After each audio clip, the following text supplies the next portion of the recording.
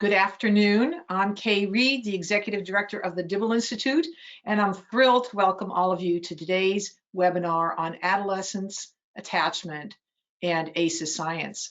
We're honored and thrilled to bring Ingrid Cockhren as our speaker today, and I'll talk a little bit more about her as we get into the show. A little bit of housekeeping. If you can't hear us, the email invitation you got provides a phone number, so just phone on in, no worries. If there's anything else technically wrong, it's always a good idea to get yourself out, log back in. So just do the normal things when technology doesn't work. We're going to be having you ask questions in the question box of Ingrid, and we'll be asking those questions during her presentation, so please feel free to write questions in the question box. And the first question that most people ask is, will I get a recording of this? And the answer is yes. We will be posting the recording and the slides a few days after the webinar, and you will get a copy. You'll get the URL to that. On your control panel, we're going to start out by having you play with your hand on your control panel. So please go to your hand, and if this is your first Dibble webinar ever in your life, your first Dibble webinar, please raise your hand now. We'll see how many people are new.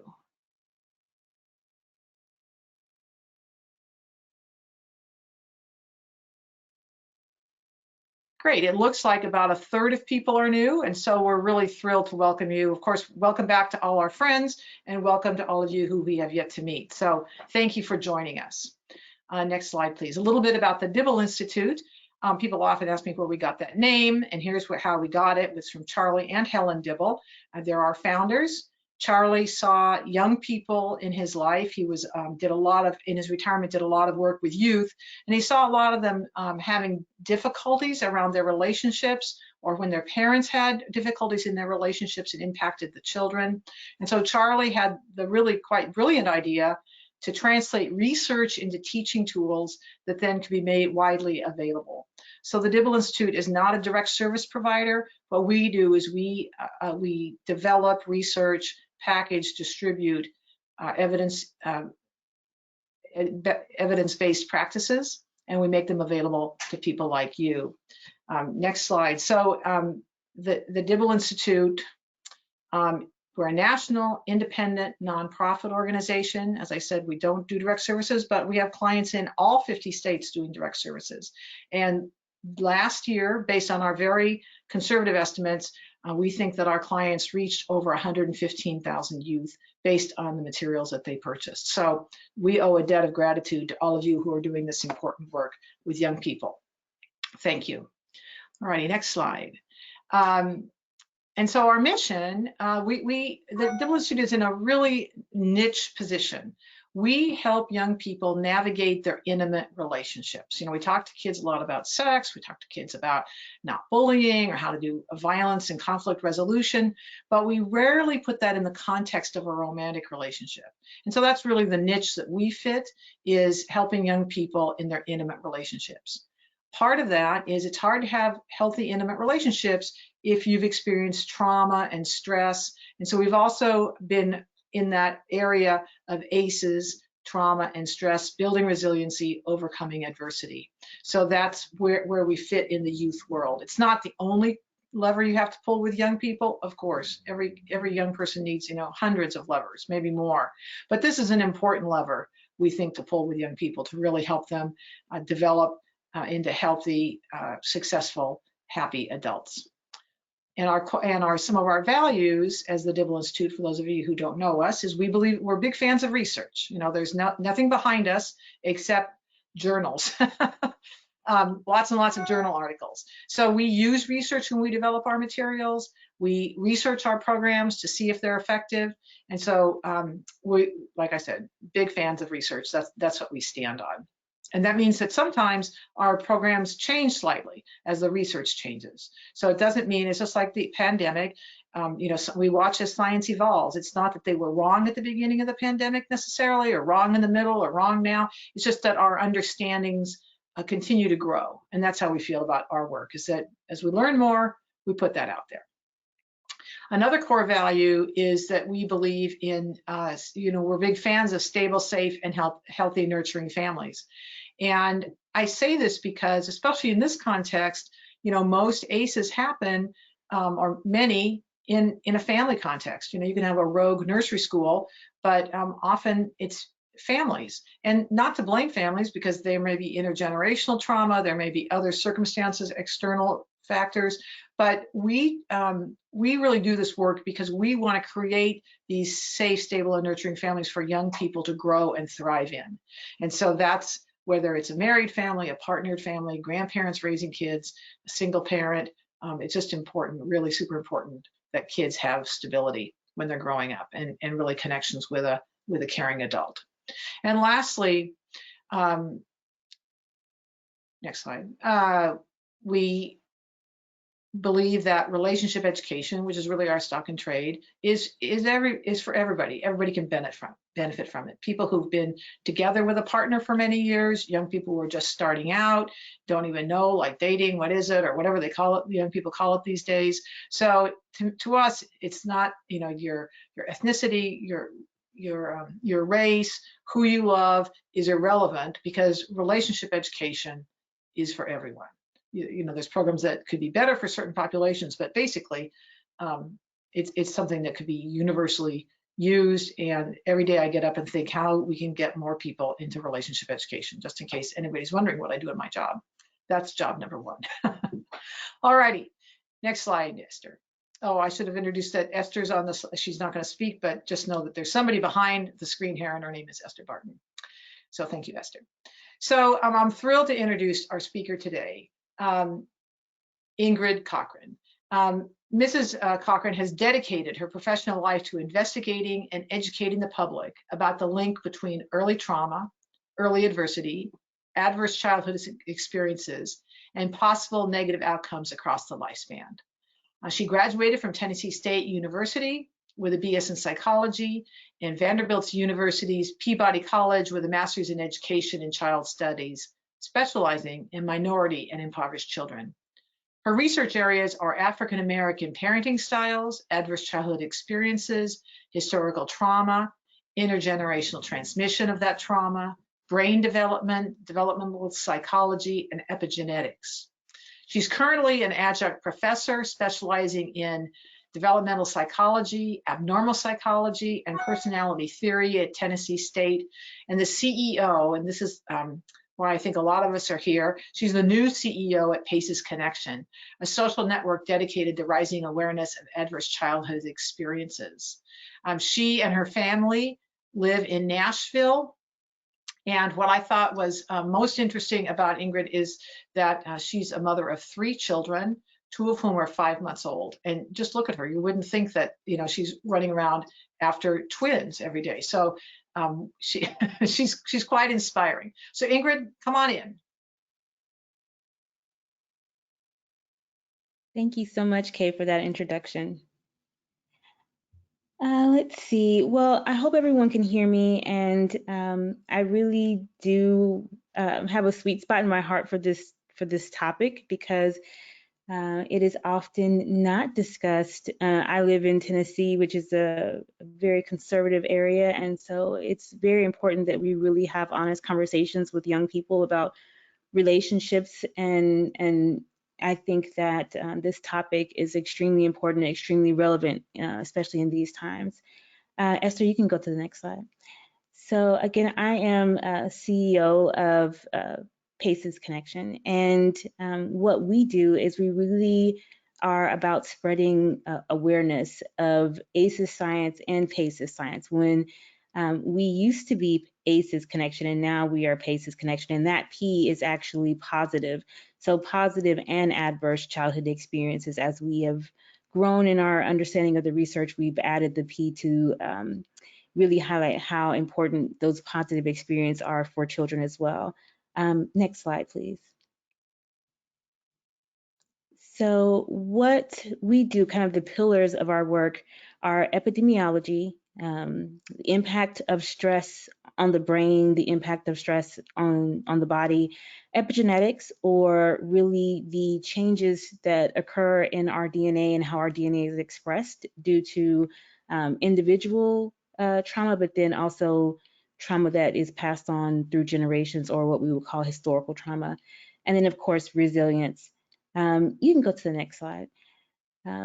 We are really focused on supporting communities. And so our work is more systemic in nature as we support communities to accelerate the use of PACES science to solve our most intractable societal problems. Next slide, please.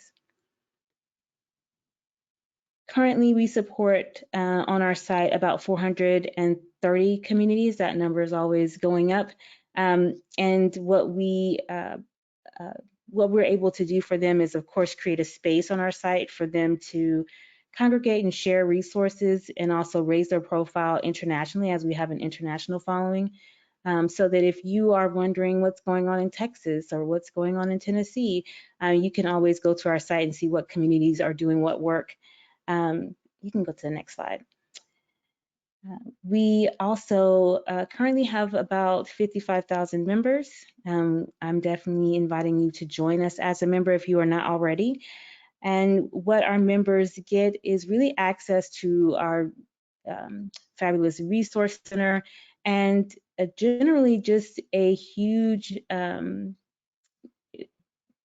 group of people along with resources that allows for a better understanding of ACEs, the initial study, and how it manifests in our society. So again, please join us. Next slide. So let's start off our discussion with adverse childhood experiences. This study, which came out in the 90s, really illustrated how important it is that we are aware of how our childhood impacts us throughout the lifespan. You can go to the next slide.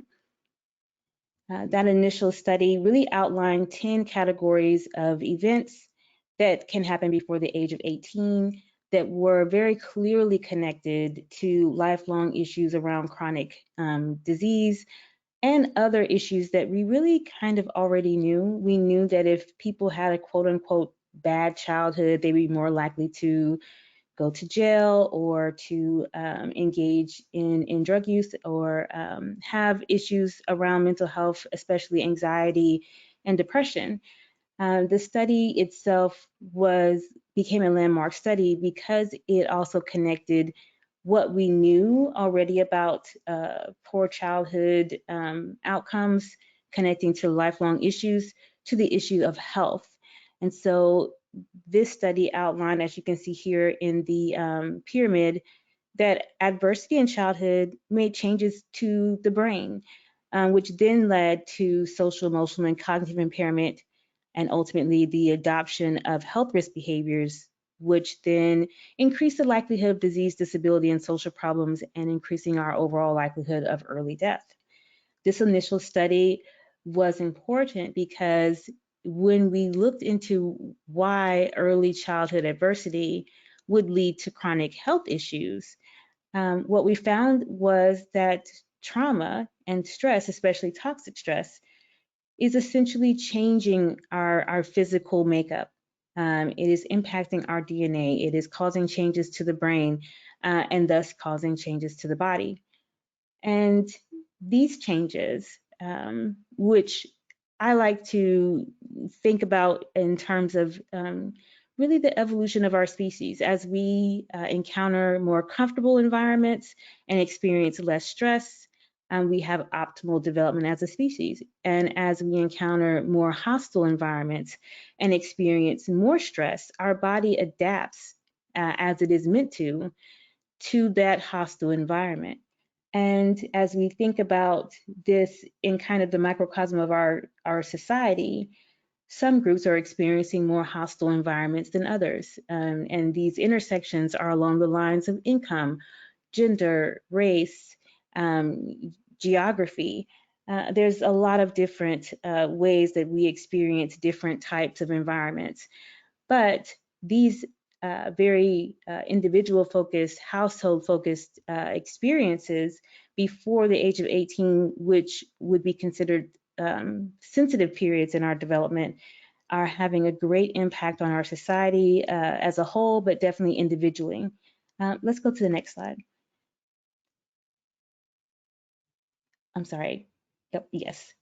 So when we look at what those initial 10 experiences are, they're outlined here. We have abuse, physical abuse, hitting, kicking, emotional abuse, name calling, sexual abuse, sexual exploitation, rape, fondling, neglect, which is physical in nature, which may be not getting enough food to eat, people who are not parents and caregivers who are not present, either due to working several jobs or other reasons why they're not present in the home, and then emotional neglect, which would look like a lack of demonstrations of love. And so the way that we demonstrate love is touch, hugs, kisses, and things around being very declarative of our love verbally. And so if children are not getting that type of interaction with their caregivers, then that's considered emotional neglect. And then we have household dysfunction. So caregivers suffering from mental illness, incarcerated caregivers, mothers experiencing domestic violence, substance abuse in the home, and then divorce, separation. These are our initial 10, but we know now that there are many experiences that can be considered stressful or traumatic for children. We can go to the next slide. And one of those experiences is a lack of or disrupted attachment. This is where we have a clear connection between adversity in childhood, especially early childhood, and how we as adults or young adults interact with romantic relationships and even friendships. Next slide. So another way to look at this, we have adverse childhood experiences at the base of the pyramid, and that disrupted neurodevelopment is next. When we think of how neural development becomes disrupted, disrupted attachment is very clearly tied to changes in the brain. These changes in the brain result in different attachment styles in adulthood. These changes in the brain can start very early, as attachment is really a mechanism that we're looking to become secure in the first 2 years of life. We have a myth around how people develop. We tend to think that as people are exposed to more experiences, or they develop language, or they have memory, that this means that they're more likely to be traumatized or negatively impacted by their environment. And this is not the case. In reality, the younger someone is, the more impact the environment has, which means that infancy is one of the most critical stages in life. Those first 3 years that the child will oftentimes not remember, actually have more impact across the lifespan than other time periods. And that would also include conception to birth, so in utero as well. Now, this disrupted neurodevelopment from less than optimal attachment is really driving the bulk of relationship issues that people experience in their lifetime. The way that they're able to connect and secure attachment with their caregiver in those first 2 years is critical to them forming friendships and romantic and sexual relationships. And when we look at development across the board, there are several theorists. And so what we'll do is we will kind of overlap these different theories so that we have a very clear picture of what this time period looks like. As you look at this visual, you will also see the yellow and blue arrows that we often ignore when we see this visual. But the yellow is epigenetic mechanisms, which is really talking about the changes that are made in our bodies to our DNA, those epigenetic changes that can then be passed along to future generations. And then intergenerational transmission is really talking about environments and such as parenting, communities, and the different environments and conditions that are set for an individual in their lifespan that then are passed on through generations. So one is nature and the other is nurture. Let's go to the next slide. And so Bowlby and Ainsworth really are our gold standard for the beginnings of our understanding of attachment. When we look at these 4 attachment styles, they're focused on adulthood. I would be very clear that these are just 4 of many. There have been more attachment styles identified in adulthood, but I wanted to start with these basic 4 to be very clear on really kind of the basis of the work in attachment and how it connects to adversity in childhood. So we have secure, anxious, preoccupied, dismissive, avoidant, and fearful avoidant. Secure is when parents are being responsive to their children. They're not letting them cry it out. They are doing what we call serve and return. So when the child talks, babbles, coos, looks them in the eye, the parent reciprocates, and we have a back and forth. This responsive parenting in infancy is the basis for secure attachment later in life, because what we are establishing here is that relationships are reciprocal, that you can depend on others, that you can trust others, that there is no shame in reaching out for interaction and love, and that when we really boil down to it, that you are not alone in this world, but there are people who are there for you and want to spend their time with you and give you their attention. Anxious preoccupied is when there is a lack of bond. This leads to what this visual says is an emotional hunger.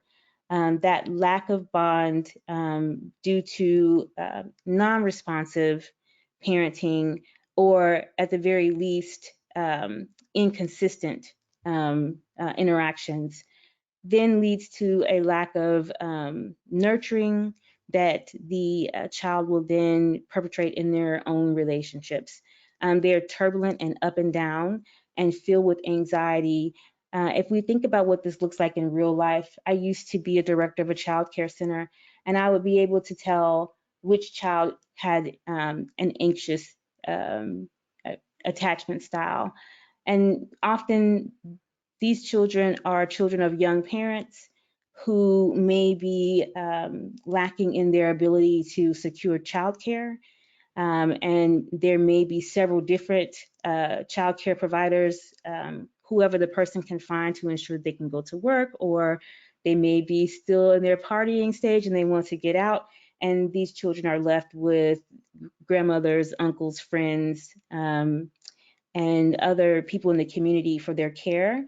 And their lifestyles are not consistent. So parents have not set a schedule. Parents may be leaving their child with others and maybe gone for a couple days, or come back a day, or gone for a week. And this has led to what we would call separation anxiety. And then we have dismissive avoidant. This is usually due to parents who do not interact in their child in the way of touch. So they are not giving their children enough hugs and kisses and love.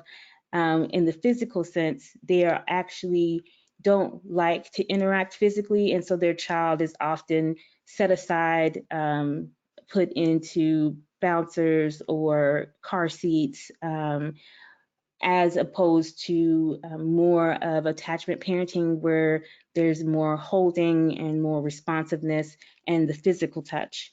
As these children get older, they tend to isolate. They also do not want to be touched, and they're a little bit more emotionally distant. And then we have fearful avoidant.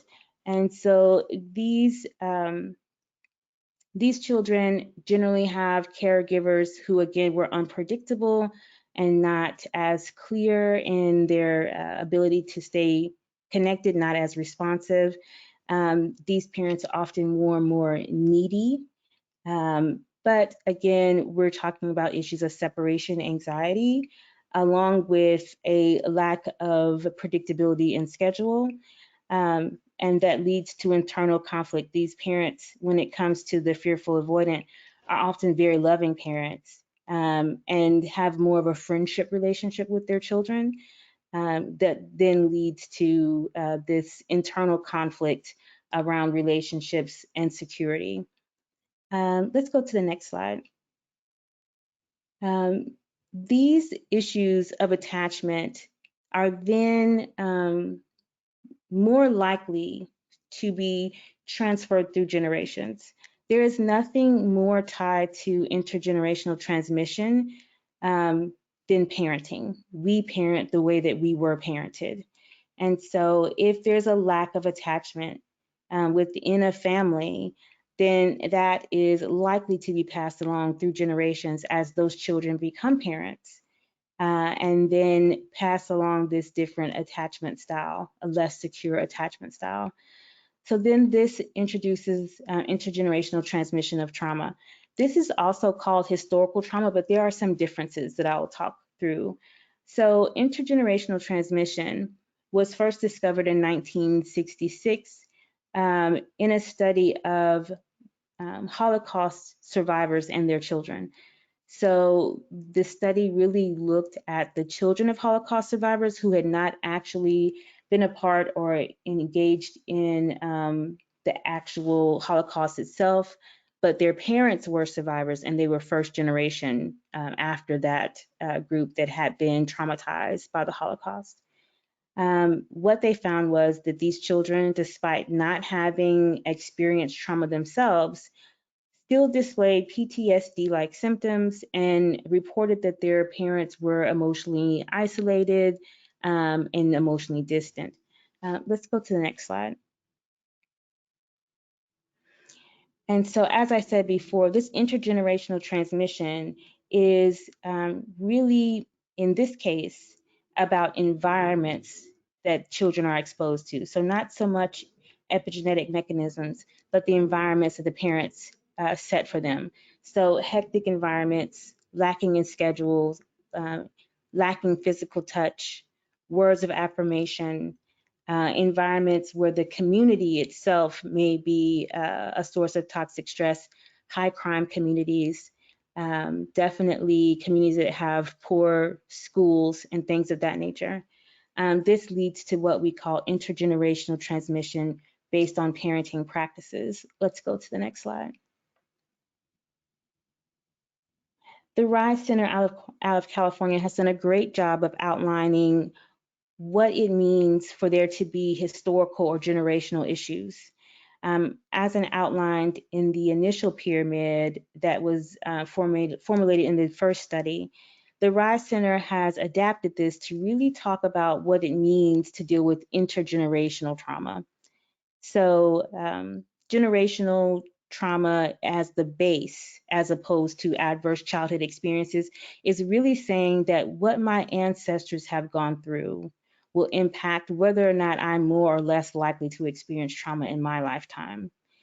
And then social conditions and local context, also still before the adverse childhood experience in one's lifetime, really means that where I'm born and the conditions that are present when I'm born will make it more likely or less likely for me to experience trauma in my lifetime. To give an example, if I use Nashville, Tennessee, where I am as an example, we have a very affluent area in Nashville called Green Hills. And then we have another area known as North Nashville that has very poor outcomes. It has higher crime rates and issues with housing and housing discrimination. These areas are 10 minutes apart, and yet their lifespan is 10 years apart on average. 10 years difference in lifespan based on where I live in the country, even within the same city. And then the other ways that we examined, or the RISE Center examines the differences from the first pyramid versus what it means when you experience historical or intergenerational trauma, is that if your ancestors have experienced trauma in the past, then that means you're more likely to experience complex trauma, which means that individuals who experience issues like generational poverty or racism, who have a historically traumatic past, like indigenous peoples or descendants of slavery, or in the case of Tennessee, where I am, people who live in East Tennessee, mountain folks, Appalachian folks, they are more likely to experience 3 or more ACEs due to those environmental issues and along with historical and intergenerational trauma. There's also, when we move up, what it says allostatic load, and this is really the low-level stress that people must deal with when they're dealing with poverty, the low-level stress of racism, the low-level stress of living in rape culture. Allostatic load really is about the wear and tear on your DNA and your physical body.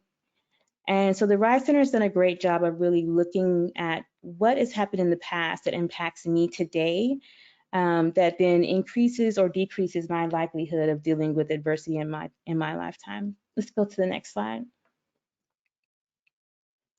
And so this is how it manifests. Intergenerational transmission is really driven by these 4 issues. First, maladaptive coping. Parents who are living in environments that are stressful will engage in maladaptive coping. Their children will be witness to these maladaptive coping strategies, and because of social learning theory, will adopt them themselves, especially in the case of gender and race. So children who see people of their same race are more likely to adopt those strategies. Children who see adults of their same gender are more likely to adopt those strategies. And so when we're talking about relationships and embodying the roles of women or the roles of men and the way that we see ourselves within our society, adults engaging in drug use, risky sex, domestic violence in the space will then be models for children to engage in those same issues when they become adults.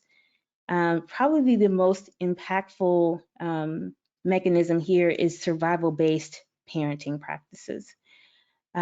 This is extremely relevant to relationships in adulthood.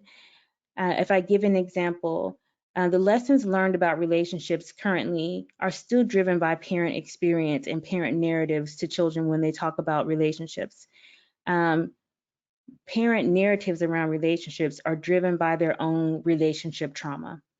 And so when we talk about how mothers talk to their daughters or how fathers talk to their sons about relationships, it's largely driven by the trauma that those individuals have experienced or the lack thereof.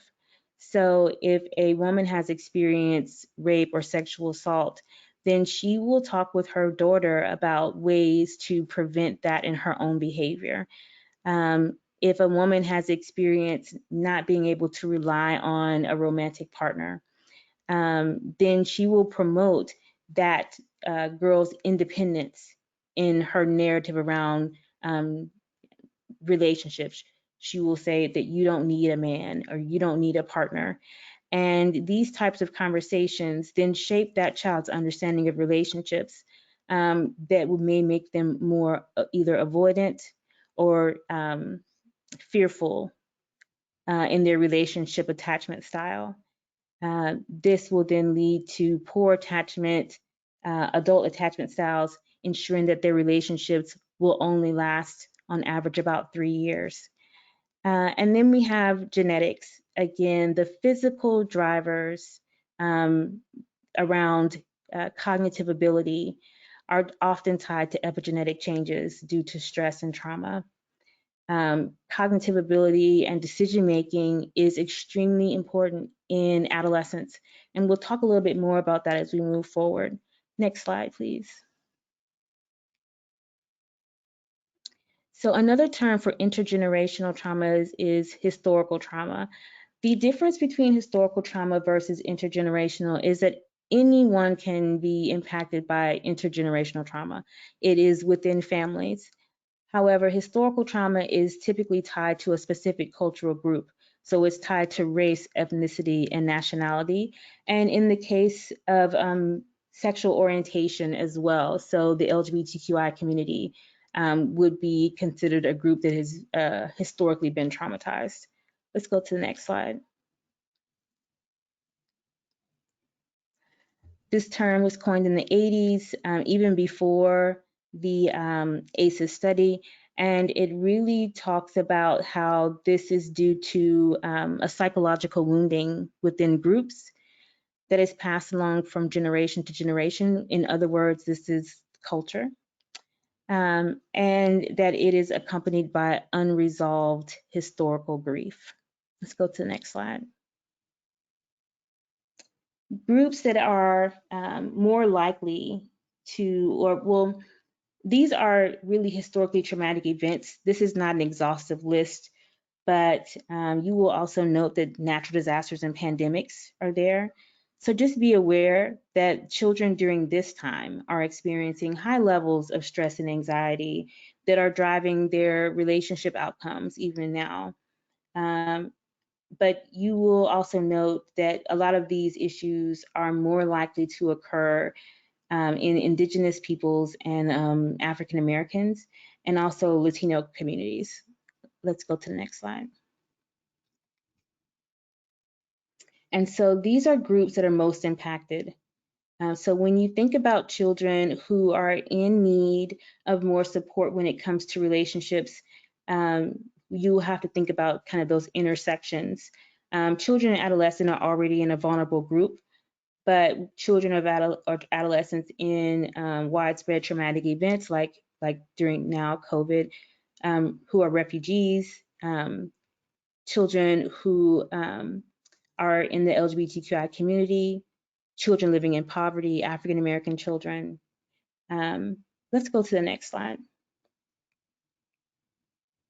And so these symptoms, as you can see here, are pretty straightforward. We can go to the next slide. But I do want to highlight that one of the most damaging, most impactful issues when it comes to historical trauma is relationship difficulties. So groups that have a historically traumatic past tend to have higher divorce rates, less marriage rates, more domestic violence, and more dysfunction within their relationships. We can go to the next slide. And this then intersects with adolescence, because when it comes to stress and trauma, what we're talking about is that disrupted brain development. And we will begin to see how disrupted brain development will have more of an impact over the lifespan when we get to adolescence. Next slide, please. Ingrid, I have a quick question here. Sure. Marcus asked, we used to speak of hyper versus hypo responses to sexual abuse. Is this what we are seeing in the ACEs populations? So yes, hyper versus hypo. This is definitely tied to, again, disrupted neurodevelopment that has happened due to adversity. This is an excellent question. Our understanding of this has really left out the brain science. And the brain drives all of the manifestations, physical manifestations of abuse and neglect. So hypo and hyper reactiveness when it comes to sexuality and sexual behavior is directly tied to adversity in early childhood, interactions with parents during that attachment stage, and also other environmental issues around exposure, like to, for example, media, and other exposure to other sexual material or exploitation that is younger in life. And this is largely due to, again, how the brain works. In adolescence, we have a period, well, even if we go a little further back, our brain grows upon development from the back to the front, with the prefrontal cortex being the last portion of the brain to fully develop. That is not fully developed until about 25 for women, 27 for men. But there is a time during there when there's kind of a gap or a difference in the balance of brain development during adolescence, where the emotional centered aspects of brain development, the limbic system, the reward system, are maturing earlier in preparation for romantic partnership. We oftentimes forget that human beings are animals, and this is a part of our evolution and ensures the the success of our species. And during adolescence is when this emotional and reward system in our brain is more mature than the actual prefrontal cortex, which still has several years to mature. Like I said, 25 for women, 27 for men. During adolescence, when we reach this emotional ripeness, then we have more reaction to emotional stimuli. And the reward center is also where we find, why adolescents are kind of addicted to video games and sugar and other risky behavior during this time. If it's hypo, then it's due to a slowing down of the electrical currents in the brain, aka depression, which is largely due to disruption. And if it is hyper, it's the overstimulation or the overfiring of the connections in the brain, aka anxiety or anxiousness. And that goes back to tying to those attachment styles that we talked about before. Avoidant, I don't want to be touched. I'm isolating, hypo. And then the fearful and the ambivalent and the what we call separation anxiety is I'm not touched enough and I need more, i.e. hyper. I hope that answers the question.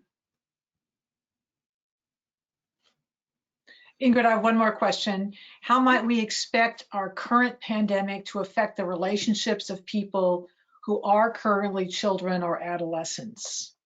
Thank you, Connie, for that question. Yeah, that's a great question. So it really will escalate whatever behaviors were already present. For example, if there has been stress and trauma in the past already, and we're dealing with children who already have a history of anxiety or depression, it will exacerbate whatever existing mental illness or impairment that is already there. Also, this is a period of isolation and a difference in interactions with others. Obviously, social distancing in general is creating a sense of isolation. So this will make it so that we have more of a issue of risky behavior on one end, and more of this sense of isolating. I don't want to be touched. I don't want to interact with people on the other. Social social phobias will increase, like agoraphobia, where people don't want to go outside and interact with others. And then, of course, this hyperactive will increase those who are experiencing high levels of anxiety, which means they will engage in risky behavior, unprotected sex, risky sex with inappropriate partners when it comes to age and things of that nature. There's also going to be an increase in the hyper area, especially around the use of the internet.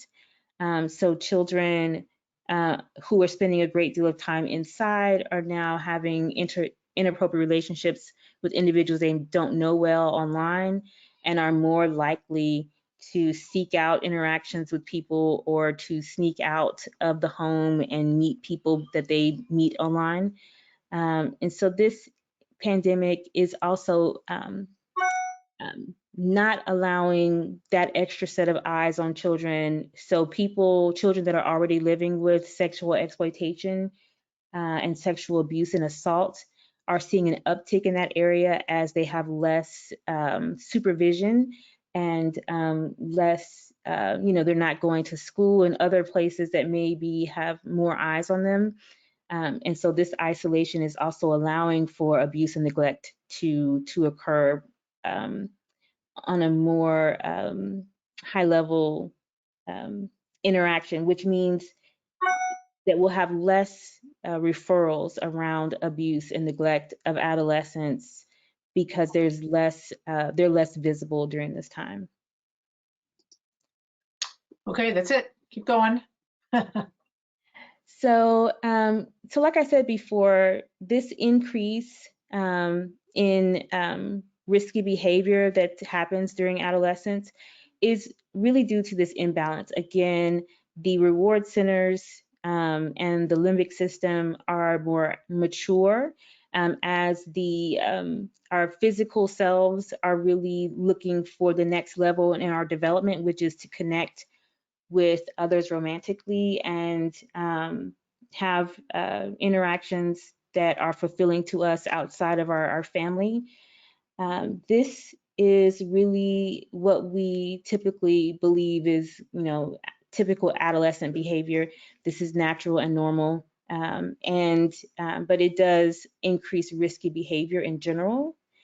Along with a host of other issues that, again, would be present already, but are exacerbated by this change in brain development. Next slide, please. This is, again, this is very natural. What we want to really drive home here is that these changes, this reorganization that happens during this time, makes the individual extremely susceptible to environmental influences. So again, the internet, porn,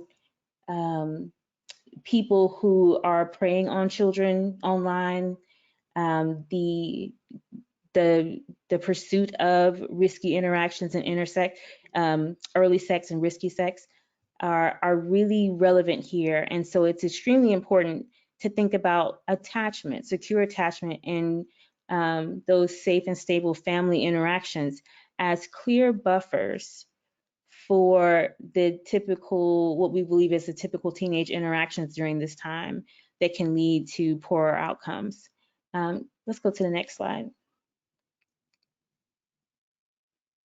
Another theorist who does a great job of outlining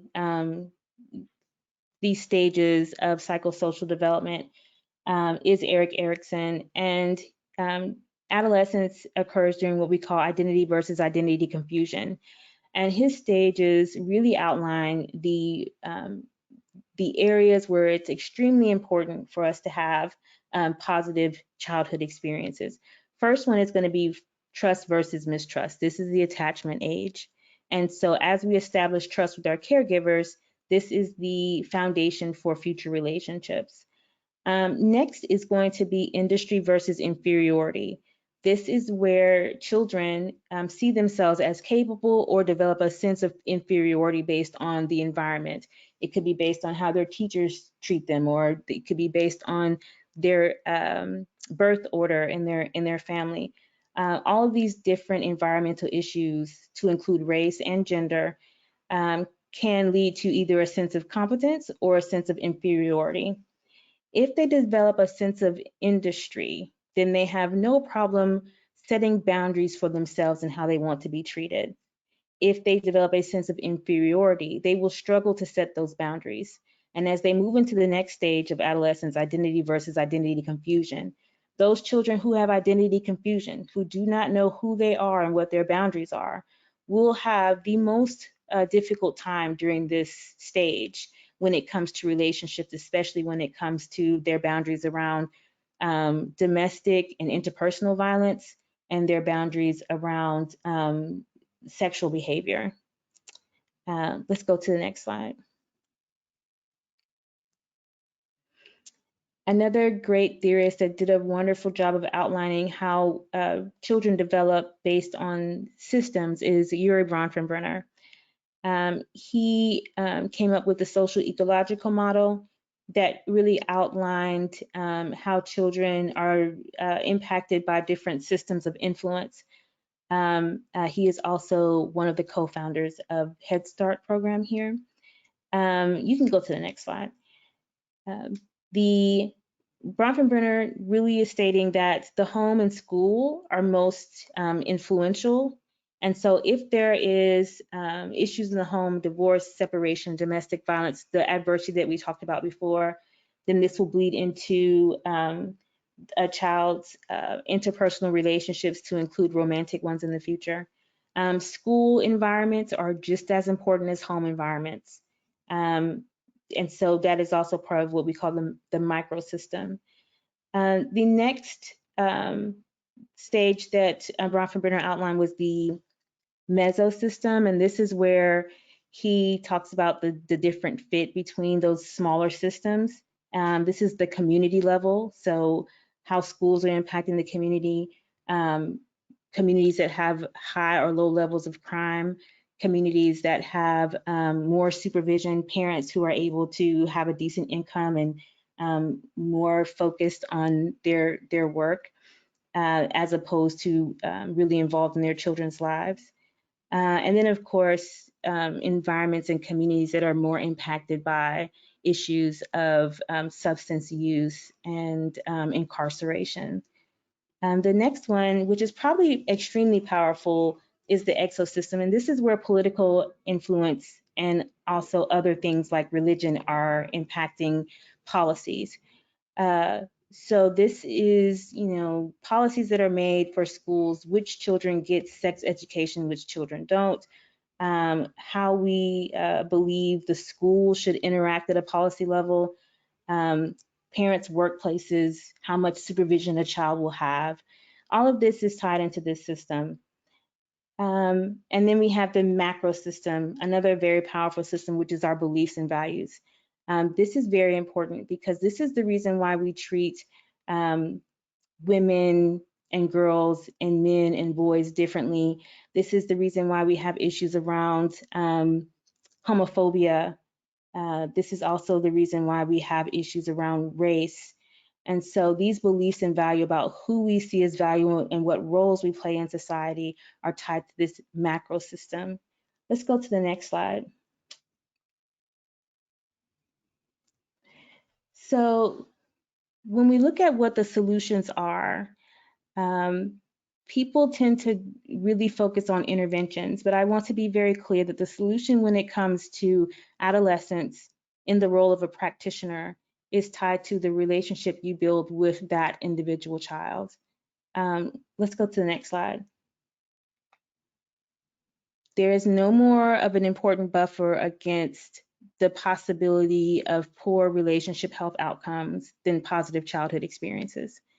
Having the ability to form relationships that are positive with family members, having an adult outside of family to connect with the child, being involved in traditions, especially those that are tied to race and kind of those historical traditions, feeling safe and protected. And so PCEs and fostering PCEs is going to be very important in addressing issues of relationships in adolescence.